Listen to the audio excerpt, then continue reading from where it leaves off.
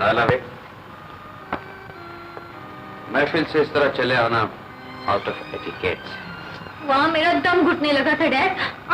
आप भी कैसे गरीब लोगों से मुंह लगा लेते हैं? वो मुझसे चाहता क्या है? मुझे उससे नफरत है और वो मुझसे प्यार जताता फिरता है। मुझे ऐसे दुआएं देता है जैसे वो मेरा बाप हो। बेटा वो तुम्हें अपनी बेटियों की तरह ही समझता है। आखिर क्यों? क्या हक है उसे ऐसा समझने का? उसका आपसे और मुझसे क्या रिश्ता है जब दिल को मुंह उठाए चला आता है? नहीं बेटा, ऐसी कोई बात नहीं है। कोई बात जरूर है डैड। या तो आप पर उसका कोई एहसान है या आपको उससे कोई गर्ज है। ठीक कहा बेटे, इस दुनिया में इंसान को इंसान से कोई ना कोई गर्ज। आपको उससे कोई गर्ज होगी, मगर मुझे उससे नफरत है। न जाने तुम्हें उस इंसान से खुदा वास्ते की नफरत क्यों है जो तुमसे बेपनाह मोहब्बत करता है। क्यों करता है वो मुझसे मोहब्बत? मुझसे मोहब्बत करने का हक मेरे डैडी को है और मेरे डैडी आप है वो नहीं। वो मुझे बेटी बेटी क्यों कहता है? क्या वो मेरा बाप है? क्या मैं आपकी नहीं उसकी बेटी हूँ? नहीं बेटा नहीं, बेटी तो तुम हमारी हो।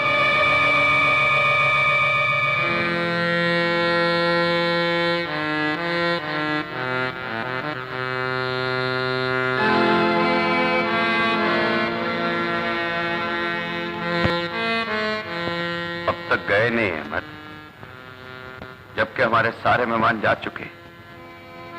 जाओ जाओ अहमद, तुम्हें देर हो रही होगी। क्या बात है सेठ साहब? जब मैं आया था तो आपने कहा था कि आओ अहमद, तुम्हारा इंतजार हो रहा है। तो वो उस वक्त चाहत कैसी थी और अब ये उकताहट क्यों? उस वक्त हमारा दिल तुम्हारे दिल के साथ धड़क रहा था। और अब हमने अपनी बेटी के दिल की आवाज सुन ली। बेटी के दिल की आवाज? तो क्या आपकी बेटी को मेरा यहाँ आना पसंद नहीं है? इसमें उसका कोई कसूर नहीं। तो क्या कुछ मेरा कसूर है? इस सवाल का जवाब हमारे पास नहीं है अहमद। इस वक्त हमारे जहन में सिर्फ वो सवाल हैं जो हमारी बेटी के लबों पर थे।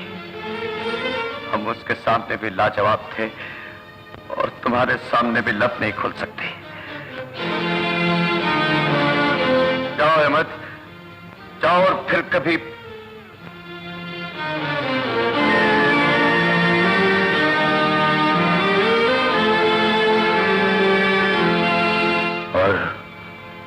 कभी इसका मकसद है कि फिर कभी बताना।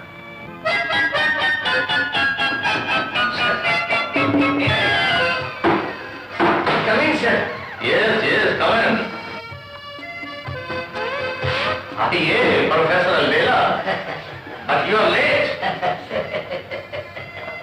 लेकिन ये आपने कुर्सी क्यों साफ रखी हुई है? सुनो, आपने शेर तो सुना होगा, अपनी कुर्सी आप पैदा कर अगर जिंदों में है। मैं अपनी तरफ से जिंदों में हूं। मैं अपनी तरफ से जिंदों में। प्रोफेसर अलबेला, साफ साफ बताइए ये शरारत किसने की है? शरारत मैंने नहीं की सर, ये यकीनन मेरे किसी दुश्मन की चाल है। तुम्हारा दुश्मन कौन हो सकता है जिसने इतनी सख्त सुरेश लगाई कि कुर्सी अभी तक प्रोफेसर अलबेला के साथ चिपकी हुई? You are an intelligent student mister Aamir. मुझे तुम्हें इस कॉलेज से निकालते हुए दुख हो रहा है, लेकिन उस्तादों के साथ ऐसा भोंडा मजाक करने की मैं इजाजत नहीं दे सकता। इसे कभी माफ नहीं किया जा सकता। You are rusticated from the college with immediate effect. Understand?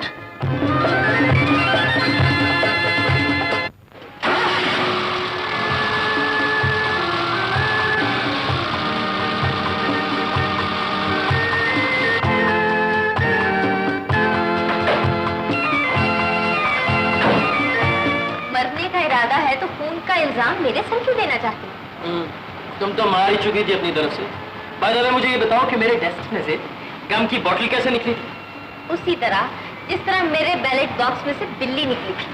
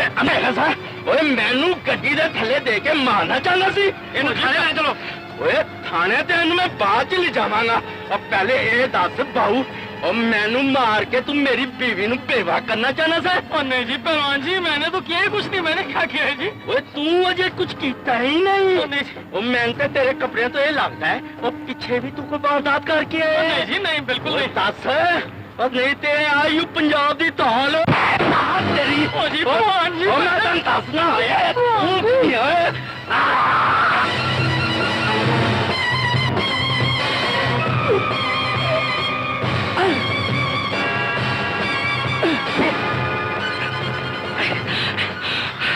अब बहू होश आई हूँ हाँ जी कल तक आ जाएगी जी जरा ध्यान नाल आइंदा तो गड्डी जरा होश नाल चलाया कर शुक्रिया अदा करूंगी और कहूंगी कि मेरी वजह से आपको मार खानी पड़ी। आपने हीरो बनने की कोशिश की, लेकिन जरूरी नहीं कि हमेशा हीरो मारता ही है, कभी कभी उसे खुद भी मार खानी पड़ती है। खैर छोड़े इस बात को, बैठे मैं आपकी पट्टी करा दूं। जी नहीं, बहुत बहुत शुक्रिया, मैं पट्टी खुद भी करवा सकता हूँ। अच्छे बच्चे जिद नहीं करते, गाड़ी में बैठ जाएं। एक बार कह दिया ना मैंने नहीं बैठना। भलाई इसी में है कि आप गाड़ी में बैठें। जी नहीं, मैं आपकी गाड़ी में हरगिज नहीं बैठूं। नहीं बैठोगे? नहीं नहीं।